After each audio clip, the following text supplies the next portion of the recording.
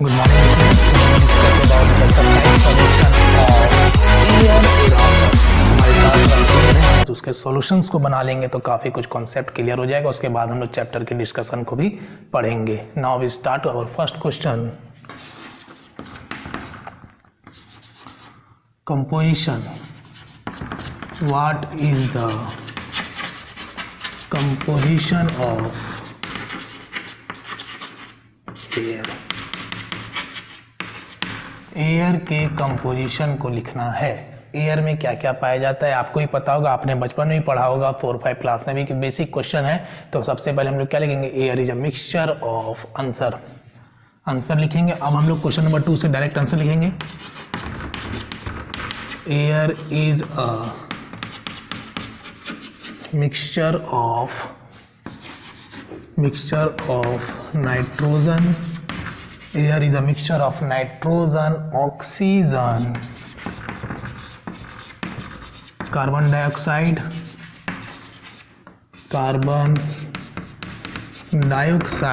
और क्या पाए जाते हैं बताइए, water vapour and some dust particles.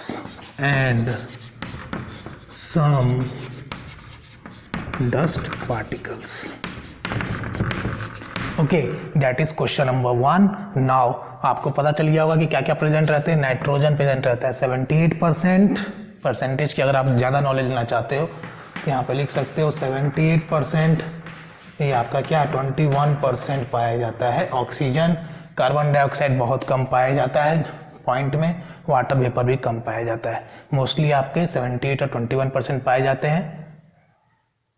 और 1% जो आपका कार्बन डाइऑक्साइड, 1% जो आपका कार्बन डाइऑक्साइड, वाटर वेपर, और कुछ डस्ट पार्टिकल्स भी पाए जाते हैं जिसको हम लोग पॉल्यूशन के रूप में जानते हैं।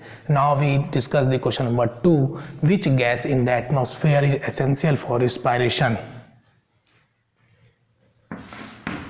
क्वेश्चन नंबर 2, सांस लेने के लिए हम लोग क्या लेते हैं, धुआं तो नहीं लेते, ऑक्सीजन। क्वेश्चन नंबर 2 का आंसर हो जाएगा ऑक्सीजन इज नेसेसरी। और फिर लिख सकते हैं oxygen is essential for respiration. Oxygen is essential for respiration. Question number 3 को पढ़ेंगे। How will you show that air support burning. Air support burning कैसे करता है। First we take a candle,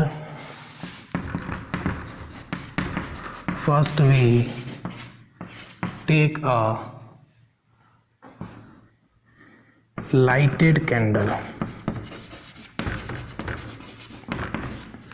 पहले हम लोग जलते हुए मोमबत्ती को लिया, लाइटेड कैंडल, एंड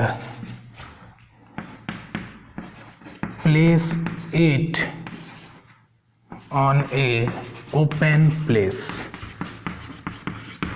एक कैंडल ऐसा लिया जो ओपन प्लेस में रखा है, and other candle is placed, lighted candle है ना, इसको ध्यान में रखेंगे। Placed and cover with a jar से हमने क्या किया, कवर कर दिया। समझेंगे कैसे। एक हमारे पास कैंडल है, इसको हमने क्या किया, कवर कर दिया, ठीक है। और एक कैंडल है जो जल रहा है, ठीक है। तो होता है क्या है कि कुछ समय बाद क्या होगा, जो जार से कवर है इसमें तो एयर नहीं जा पा रहा है, ऑक्सीजन तो नहीं जा पा रहा है। तो ऑक्सीजन अगर नहीं जा पाएगा तो कैंडल क्या होगा, ग्लो नहीं करेगा। Candle not glow. कैंडल जो है ग्लो नहीं करेगा, और इसमें क्या हुआ, कैंडल ग्लो, ठीक है, कैंडल जलेगा। तो कैंडल ग्लो करेगा, ठीक है। तो यहाँ पे लिखेंगे कैंडल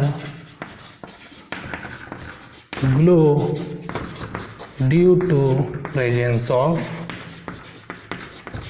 एयर। ओके, एयर के प्रेजेंस होने के कारण क्या हो रहा है, कैंडल जल रहा है। ठीक है। तो air is necessary for the burning of any substance, candle भी हो सकता है, चाहे कुछ भी आप ले लो। जैसे आपके पास अपने लैंप देखा होगा, आपने घर में लैंप भी यूज़ किया होगा, तो उसके ऊपर में क्या कवर होता है? ऊपर में कवर नहीं होता है, तो ऊपर से क्या आता है? एयर जाता है ताकि वो जलता रहे। ओके, और उसको कंप्लीट ऑक्सीजन नहीं मिलता है तो क्या होता है? फिर वो अच्छे से नहीं जलता और आपका जो ग्लास होता है वो ब्लैक हो जाता है।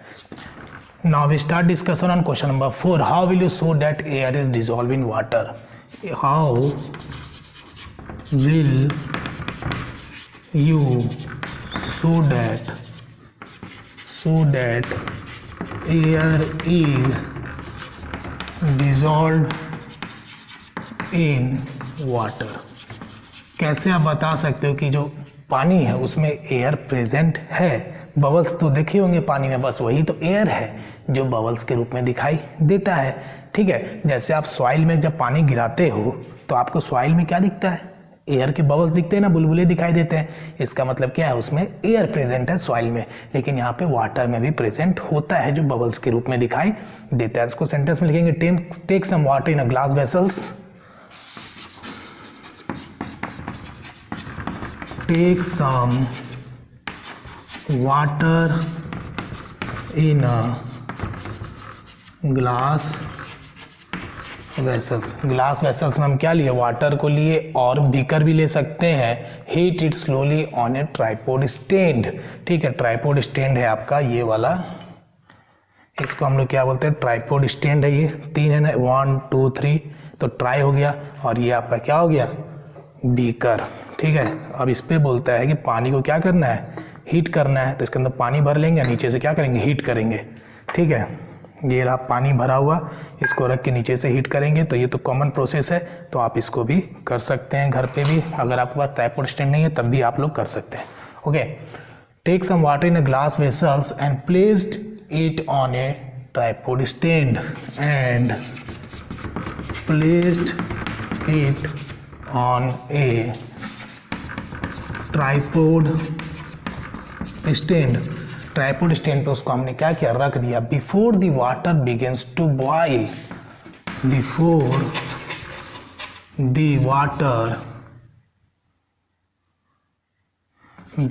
The water boils after heating.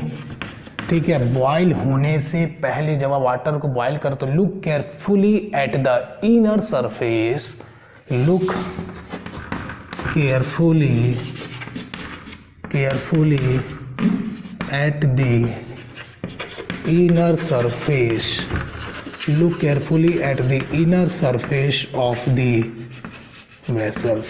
ठीक है, आपको इनर सरफेस देखना है वेसल्स का, तो क्या दिखाएगा? यू विल सी, आपको दिखाई देगा, you will see tiny bubbles, आपको छोटे छोटे बुलबुले दिखाई देंगे पानी के अंदर बॉयल होने से पहले। ठीक है, ऑन द इनसाइड, अंदर में दिखाई देगा। उसके बाद क्या होगा? ऑन हीटिंग, जब हीटिंग करेंगे, ऑन हीटिंग जब हमने हीट कर दिया तो एयर डिजॉल्व किसमें डिजॉल्व हो जाएगा? Air dissolve in water. क्या हो जाएगा? एस्केप हो जाएगा, मतलब उड़ जाएगा। In the form of bubbles. ठीक है, बोलता है कि जब हम बीकर में लिया है ट्राइपॉड स्टैंड में, जब हीट कर देंगे पानी को तो बॉयल होने से पहले आपको उसके अंदर बबल्स दिखाई देंगे जो एयर के फॉर्म में होते हैं। लेकिन हीट करने के बाद जब आप हीट कर देते हो तो आपको क्या दिखाता है? Air dissolve in water. जो एयर बने रहते हैं वाटर में, जो मिले दिखते हैं हमको, क्या होता है? एस्केप हो जाते हैं in the form of bubbles. Bubbles के फॉर्म में क्या होते हैं? वो उड़ जाते हैं। क्वेश्चन नंबर 5 का आंसर लिखेंगे डायरेक्ट। बोलता है why does a lump of cotton wool, आपने रुई देखा होगा ना, उसको बोल रहा है कॉटन वूल जो है श्रिंक हो जाता है पानी में। जैसे आप कॉटन वूल को, रुई को जैसे आप पानी में डालते हो क्या होता है? सिकुड़ जाता है, श्रिंक हो जाता है। क्यों हो जाता है बताइए? Lump of cotton wool has, lump of cotton wool जो कॉटन वूल है उसमें क्या has air among gaps. Has air among gaps. जो रुई है उसमें क्या गैप्स है और उसके अंदर क्या एयर है। एयर तो हर एक जगह प्रेजेंट है। अगर मैं बोलूँ कि इस खाली बीकर में क्या है, खाली बीकर में क्या एयर है, कोई अगर ऐसा पूछे कि इसमें क्या है, कुछ भी नहीं है, एयर है। Air is present everywhere. Okay, जहाँ एयर प्रेजेंट नहीं रहता है उसको हम लोग बोलते हैं वैक्यूम। क्या बोलते हैं? जहाँ पे एयर प्रेजेंट नहीं रहता उसको हम लोग क्या बोलते हैं? वैक्यूम बोलते हैं। ठीक है, साइंस में अगर आपको ये वर्ड कहीं मिले तो समझना कि एब्सेंस ऑफ एयर। ओके, तो हम लोग बात कर रहे थे lump of cotton wool has air among gaps of cotton fibre. ठीक है, ये आप नहीं लिखना। ठीक है, gaps of cotton fibre, gaps of cotton fibres. Okay, तो ये बातें आपको समझ में आ रही होगी। When water replaces the air from this gaps, when water replaces, जैसे ही पानी रुई के अंदर जाता है तो एयर तो गायब हो ही जाएगा, क्योंकि रुई तो गीला हो गया पानी में, तो एयर जो उसके अंदर था वो क्या हो गया? जादू से उड़ गया। When water replaces the air, replaces the air from these gaps. Okay, तो जैसे ही गैप से एयर उड़ गया तो क्या होगा? The cotton lumps becomes heavy. ठीक है, the cotton lumps becomes heavy. क्या हो जाता है? वो हैवी हो जाता है। अगर आपके पास कोई बोले कि हल्का रुई है और एक पानी वाला रुई है तो कौन सा भारी होगा? पानी वाला भारी होगा, है ना। तो वही बोल रहा है कि the cotton lumps becomes heavy. जब उसके अंदर पानी घुस गया तो क्या हो जाएगा? हैवी हो जाएगा। And also shrink, and also shrink, किसके कारण? Also shrink due to removal of air gaps, due to removal of air gaps. Okay, air gaps के कारण क्या होता है? वो हैवी हो जाता है। मान लिया जाए आपके पास सूखा रुई और एक गीला रुई है, बोल रहा है सूखे रुई में क्या एयर प्रेजेंट है, तो वो श्रिंक क्यों हो जाता है पानी में? क्योंकि आपके पास जो सूखा वाला रुई है, जो सूखा वाला कॉटन है, जो ड्राई कॉटन है, वो तो उसके अंदर एयर प्रेजेंट है। जैसे आप पानी के अंदर डालोगे तो उसके अंदर पानी एब्जॉर्ब हो जाएगा और एयर गायब हो जाएगा। और जो रुई गीला हो गया है, जो रुई गीला है वो हैवी हो जाएगा। पानी उसके अंदर घुस गया तो हैवी हो जाएगा। ये तो आपको ही पता है। अगर हम कपड़े की बात करें तो गीला कपड़ा तो भारी होता है और जो सूखा कपड़ा होता है वो हल्का होता है। बस यही कॉन्सेप्ट है ना। क्वेश्चन नंबर 6 का आंसर लिखेंगे the layer of air around the earth. जो लेयर है एयर का around the earth is known as the layer of, किसका लेयर? एयर का। Layer of air around the earth, around the earth is known as, क्या होता है? That is called atmosphere. इसको क्या बोलते हैं हम लोग? एटमॉस्फेयर बोलते हैं। चारों तरफ वातावरण में पाए जाने वाले वायु को हम लोग क्या बोलते हैं? वातावरण बोलते हैं। हमारे एटमॉस्फेयर में चारों तरफ जो हवा प्रेजेंट है उसको क्या बोलते हैं? एटमॉस्फेयर, वातावरण। आपने सोशल साइंस में भी पढ़ा होगा। Now we discuss the question number 7, the component of air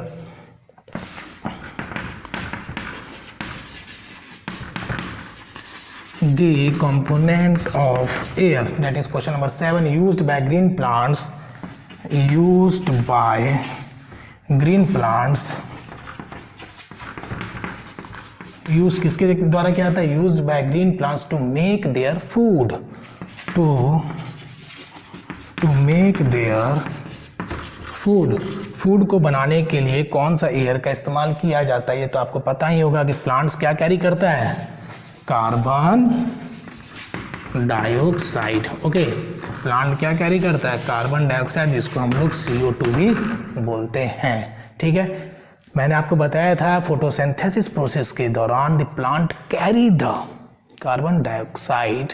okay, हमको ऑक्सीजन देता है और खुद क्या लेता है? कार्बन डाइऑक्साइड लेता है, जिससे हमारा इन्वायरमेंट क्या होता है? बैलेंस बना रहता है। 8, 5 एक्टिविटी आपको बताने हैं। 5 एक्टिविटीज बताने हैं किसके बेसिस पे, that are possible due to, that are possible due to presence of air. ठीक है, तो पहला एक्टिविटी बताएंगे हम लोग। फर्स्ट हम लोग लिखेंगे very easy to make a simple फिरकी, टू मेक अ सिंपल फिरकी। जब आप मेले में जाते हो तो आपको एक गोल चरखा सा कलरफुल मिलता है, गोल जैसा, है ना, और उसको जब ऐसे पकड़ के रखते हो तो क्या विलेन वाले फिल्म मूवी में भी आपने देखा होगा, है ना, तो उसमें क्या विलेन वाले मूवी में भी आपने देखा होगा कि वो गोल जैसा रहता है, एयर आता है तो क्या होता है, गोल गोल चरखा ऐसा घूमने लगता है, डेट इज कॉल्ड फिरकी। To make a weather cock in second, to make a weather cock, okay, to make a weather cock, to breathe for survival, breathe for survival लिख सकते हैं, इजी है ये सब तो हम लोगों को पता है, BREEA, to breathe for survival, to breathe for survival.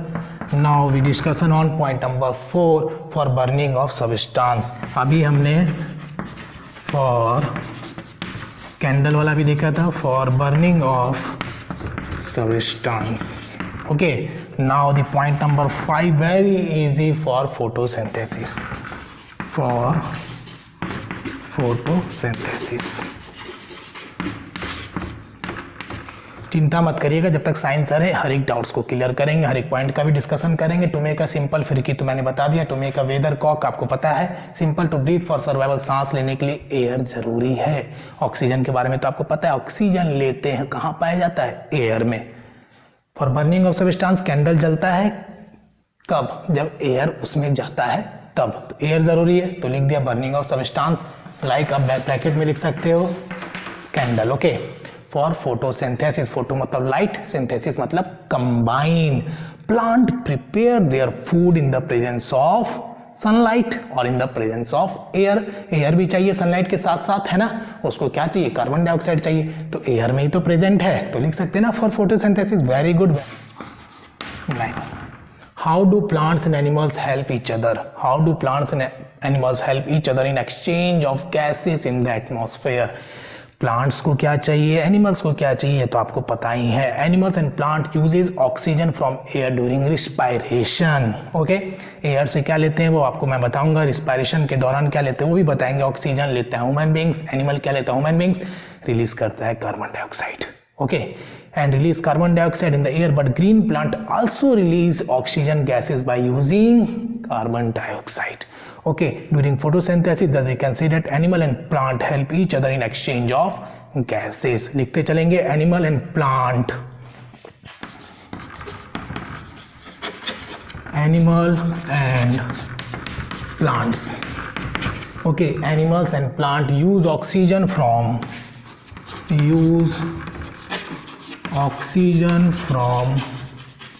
air. ठीक है, ऑक्सीजन कहाँ से लेते हैं, एयर से लेते हैं during respiration, during respiration, respiration के दौरान लेते हैं, रिस्पायरेशन तो आपको पता ही है, and release carbon dioxide in the air, and release carbon dioxide, and release carbon dioxide in the air. Okay, air में क्या करते हैं, कार्बन डाइऑक्साइड रिलीज करते हैं, but green plant also release, but green plants also release, green plant क्या करते हैं, release करते हैं, क्या रिलीज करते हैं, oxygen gas by using, release oxygen gas by using carbon dioxide, by using carbon dioxide. ठीक है, ग्रीन प्लांट्स क्या करते हैं, ऑक्सीजन को रिलीज करते हैं, कार्बन डाइऑक्साइड को लेते हैं, कौन, प्लांट्स। ठीक है। तो इसी प्रकार से एटमॉस्फेयर में क्या होता है, बैलेंस बना रहता है, ठीक है। By green plant also release oxygen by using carbon dioxide, कब रिलीज करते हैं, फोटोसिंथेसिस के समय, ड्यूरिंग फोटोसिंथेसिस के समय। thus we can say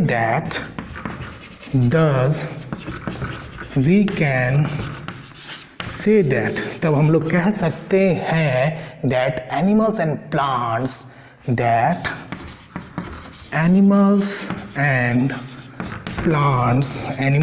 क्या करते हैं, एक दूसरे की मदद करते हैं। Animals and plant help each other, एक दूसरे की मदद करना बहुत बड़ी बात है। तो प्लांट्स और एनिमल्स भी मदद करते हैं, आप भी मदद करो जो जरूरतमंद वाले लोग हैं। Help each other in exchange of gases और बाय एक्सचेंज ऑफ गैसेस। थोड़ा डिजाइन में जी बन गया ना, इसको बना दीजिएगा, exchange of gases. Okay, now we start discussion on question number 9 which one is last question of that chapter. आपकी पेशेंस का जवाब नहीं है, बहुत अच्छे, very good. Now start discussion. Animals and plants use oxygen, आई में थोड़ा बिंदु दे देंगे है ना। Animals and plant use oxygen from air during, कब करते हैं, रिस्पायरेशन के समय, and release carbon dioxide in the air, ठीक है। बिना ऐसे ही डिस्कस कर लेते हैं बिना पढ़े। ओके, देखिए एक तरफ क्या है, प्लांट्स है, एक तरफ एनिमल्स है। प्लांट क्या रिलीज करता है, ऑक्सीजन, एनिमल्स क्या रिलीज करता है, बताइए। प्लांट रिलीज करता है ऑक्सीजन, एनिमल्स क्या रिलीज करता है, कार्बन डाइऑक्साइड।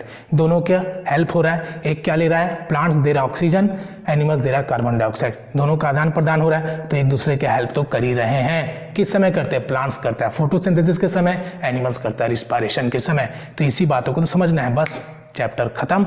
हर एक प्रॉब्लम्स का एक समाधान साइंस से रिलेटेड मेरे पास आइए, पूछिए, किसी प्रकार की कोई दिक्कत हो, फ़ोन, मैसेज, कॉल सब आपके लिए है। और किसी प्रकार की कोई प्रॉब्लम नहीं होना चाहिए। Deep focus, be concentrate, presence of mind.